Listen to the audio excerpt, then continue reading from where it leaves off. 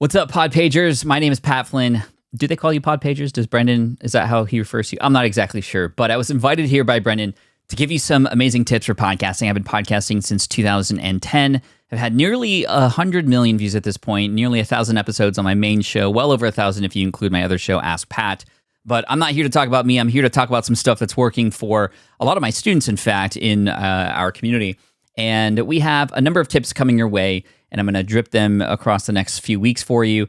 And this tip number one is going to be a big one because it is some of the students I have in my course, they're just using this strategy alone to grow their show. So if you've been looking or struggling for finding other people to come to your show, growing your audience, you're doing all the things on social media, all the things that you're supposed to do, and yet you're not growing, this could be a strategy that could work for you. So it involves Facebook groups and also LinkedIn groups, anywhere where there's like a community. And no, you don't want to go into these communities and just kind of spam your podcast, even if it's a great episode. And I'm sure the content you're creating is awesome and it would be worth their while, the people in the community, it would be worth their time to listen. But you can't just go into these places and say, hey, look at me, right? You don't go to a party with people you don't know and just go, hey guys, look at me. Like nobody likes that person, and don't be that person. So what you need to do is find a way to get a person with influence to endorse your show and paste it in a way on your behalf. So this is how you do this. You can go into Facebook groups related to your niche, LinkedIn groups, the same thing, and you can discover who the admins are of that page. That information is available without you having to even join these groups, although I do recommend joining these groups because then you get to know a little bit more about who's there and join the conversation. But you don't have to do that, because what you're going to do is you're going to reach out to these admins and invite them on your podcast. Don't invite them for a full interview, however.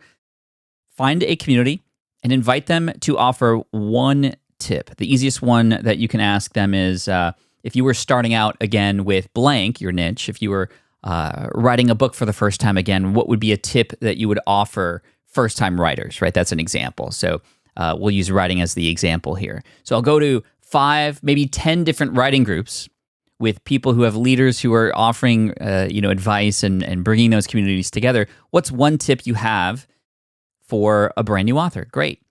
When you craft a podcast episode, you insert those tips in one episode, right? You might have 5 tips from 5 different groups, and you mention those people's names. You mention the name of the community. And the way I would structure it is you talk about the fact that you've gone out to find these amazing communities. You've gotten some tips, especially if you're just starting out. Here's tip number 1 from Jonas over at the Authors Book Club on Facebook. Here he is.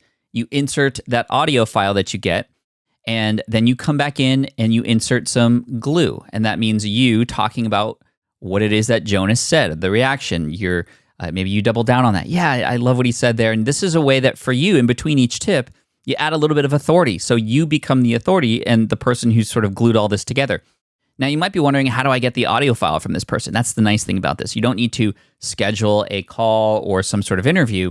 You just have to send them a link. What link? Well, you could send them a Google Voice link to record that and then take that MP3 and put it in your podcast. But I definitely recommend checking out a tool called SpeakPipe. Again, speakpipe.com. You can actually send a link to somebody. When they receive that link, whether on their phone or on their computer, they click a button and they can just record their tip. And then that comes back to you as an MP3.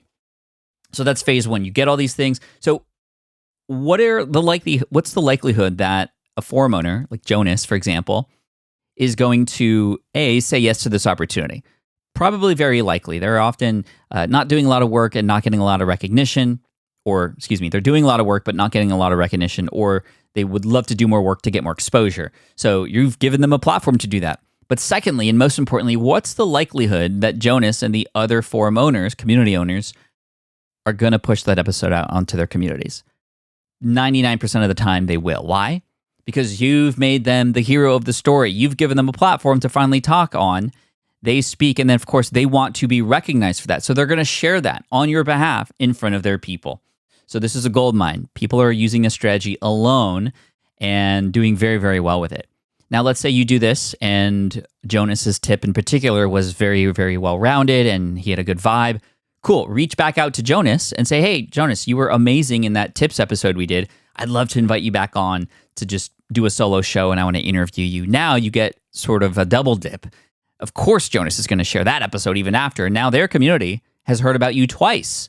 And now you can insert yourself in there and do a little bit more community building and audience building in there in a very organic way, but a little bit of strategy up front. So I hope that's helpful for you. I'd recommend going and finding maybe 5 to 10 different communities right now if you wanted to take action.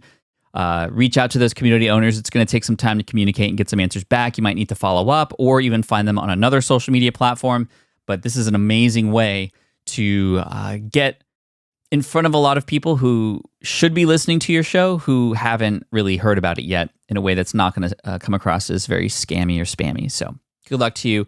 And I look forward to sharing the next tip with you. We have a webinar coming up in case you're curious about that. There's more information down below.